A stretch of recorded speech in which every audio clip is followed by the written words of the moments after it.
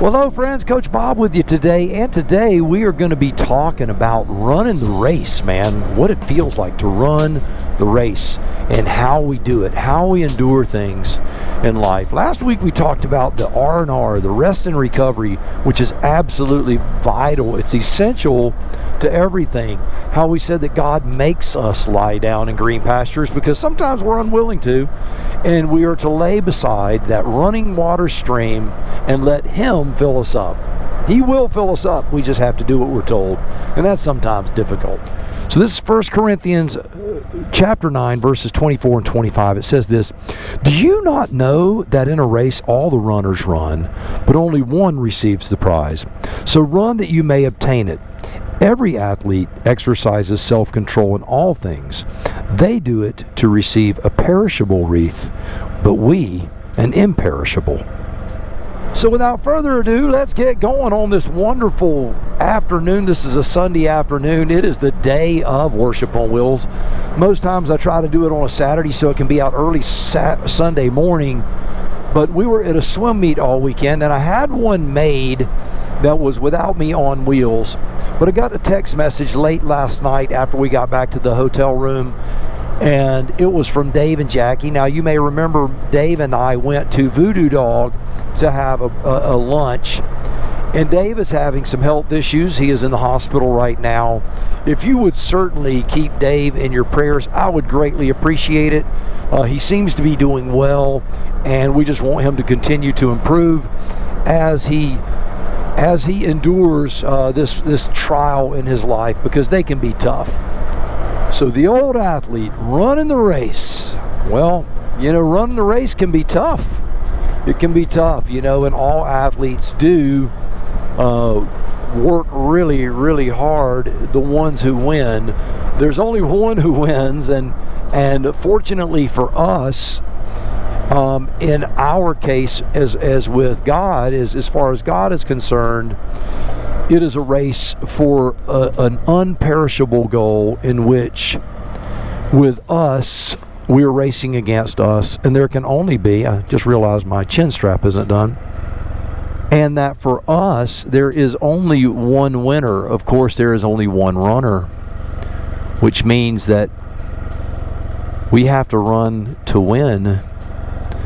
Doesn't mean we're earning anything in the sense of, you do everything right, you get the prize, you do everything wrong, you don't. That's a discussion for another Worship on Wheels. But what it does mean is that we fight the good fight every day, and we run the race every day. We are called to that world. I had an athlete this past weekend who went out and performed exceptionally well. He did not think so. He's like, "Coach, I don't know why I'm not getting any faster." I put my arm on his shoulder and I said, "Look, buddy, if you got faster every race, in 1 year you'd be in the Olympics. That's not how it works. You move forward, you step back. You move forward, you step back. You have a breakthrough. You move forward, you go back. You move forward, you move back. You have a breakthrough." That's how it works. That's how we learn. That's how we learn in everything. And to endure those setbacks and to endure the pain of chasing it, of chasing the goal. So what are we fighting for? I guess that's the real question. What do we fight for? What does that even mean? When you get down to brass tacks and God's telling you, you need to run that race and you need to fight that fight. Well, what race are we running? He's not saying, hey, you're doing the 1,600 meter run on the track, or you're doing the 100 butterfly. That's not what he's saying. It's not quite like that. It's every day in our life we get up, we need to do the right thing. Bring this down a little bit. We need to fight that fight. We need to not give in to doing the wrong thing, even when the wrong thing is more fun. I had a saying that I taught my kids.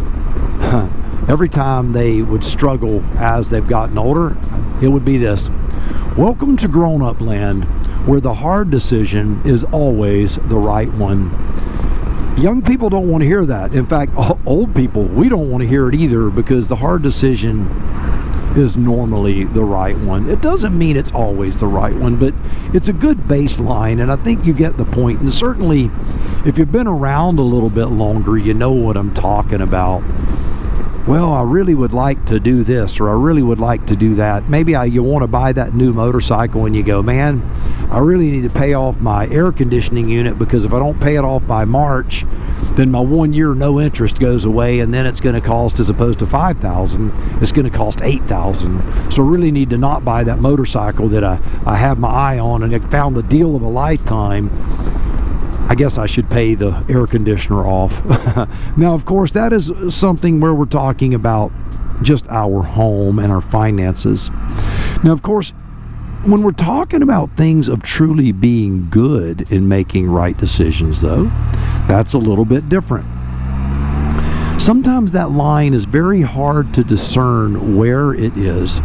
And it's through, and I'll give you an example of that, as with something that I've gone through in my life here recently, because I think you can certainly, as I learn from the mistakes that I make and the mistakes that I may make in the future, and you don't know if they're going to be mistakes or not. Sometimes you just pray and you get a peace about it, and you go, okay, God, I'm gonna do this, and we'll see what happens.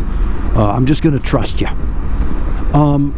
As you know, I've been through a lot this past 3 or 4 years with my parents getting ill, both of them passing over the last 3-year period, and a lot of other things that have gone on, as you know, with society and stressors and coaching track and coaching swim and working this and doing that. And we'll just say I'm a pretty busy guy, and all of my friends tell me I'm insane to push as hard as I do.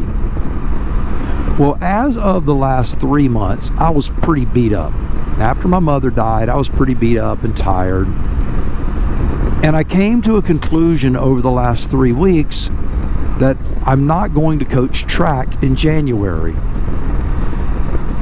I had a lot of young men, as I told them, hey, you know, I will be back, but this year I'm taking track off. You see, I don't coach for money. I do get paid, but that's not why I do it. I do it to pour into young people. And it's important to me that when I pour into young people, it is with goodness, it is with kindness, it is also with sternness and rigidity, it's with discipline and self-control and code, honor, those sorts of things that I want to instill on them. And in order to do those things properly, I have to show up in the proper frame of mind every single time. I feel right now in my life that I am a vessel that is almost empty as far as what I can pour out and still survive. We're just going to go straight. So I discussed this with several young men yesterday at the swim meet that would be runners with me, and I explained to them about the things I've gone through, and I'm going to tell you, I spoke to them as they were young men, because guess what? They are young men, and I told them the truth about hard things in life and how they can beat you up, and how that I'm not immune to it, and that I love them and they matter to me, and that they deserve better than I will be able to deliver, and that by the time swim comes around next year, I will be refilled. But there is a season to take off. That's that rest and recover. And there is a race to be run, and that is next season. And I will be there for swim. And hopefully after swim next year, I will be back at track. But I won't be able to determine that until then, until God lets me know where I'm going. Now, for some people, that may seem awfully foreign, and they may say, Coach, you can't run a program like that. And you're right, I can't. That's where faith comes in. It's not a cop-out. It may sound like one, and I used to would have said it might be one. But as I've grown deeper in my faith and in my walk, I realize more and more that there is a time to lay down in the grass and be filled.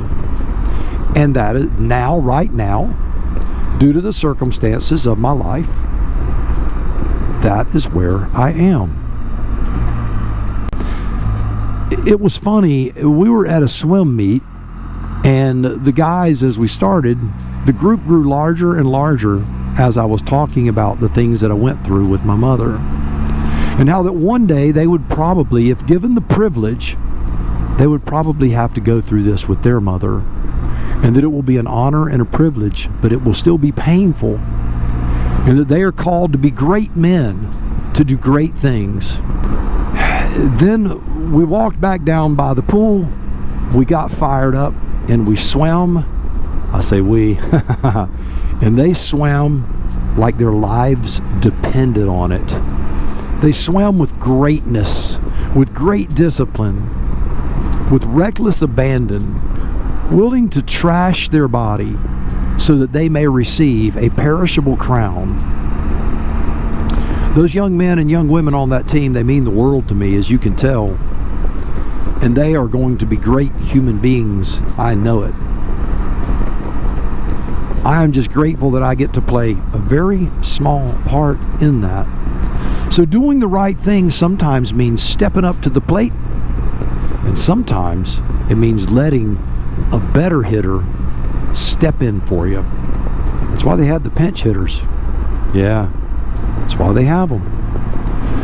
You have to know your limitations, and you have to know when it's the potential of you doing more harm than good. You have to extract yourself from the game.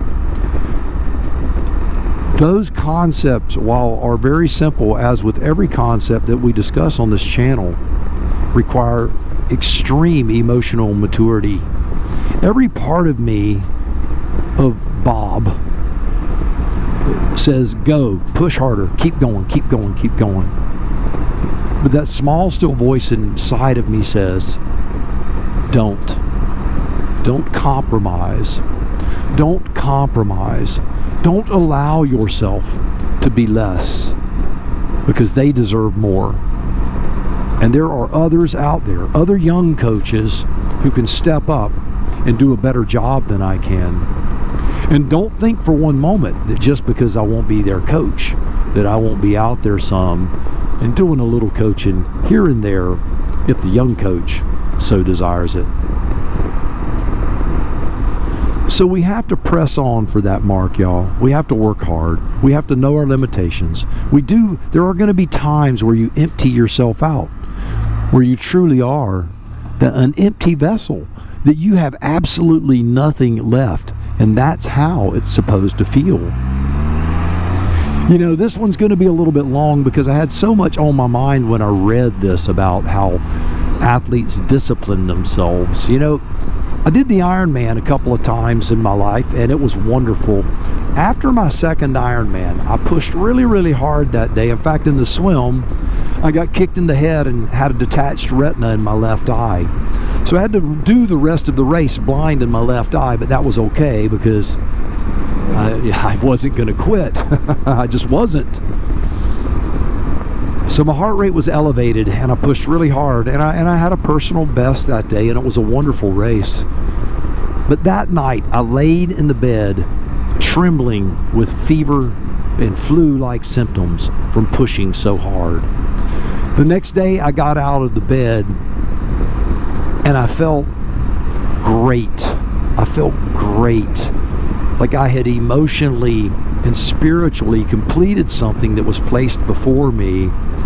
And a season of my life had come to a close. A season of enduring, of pushing, of running the race to the very end to give my all.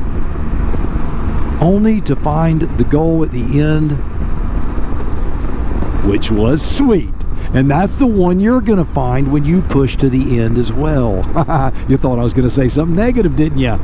But no, the end of that race was sweet. And even the flu-like symptoms as I laid there trembling and recovering, the memories of a wonderful day in the water with 3,000 of your closest friends all thrashing around, where you get out and you hammer on the bicycle for 112 miles only to get off and run a marathon with your buddies.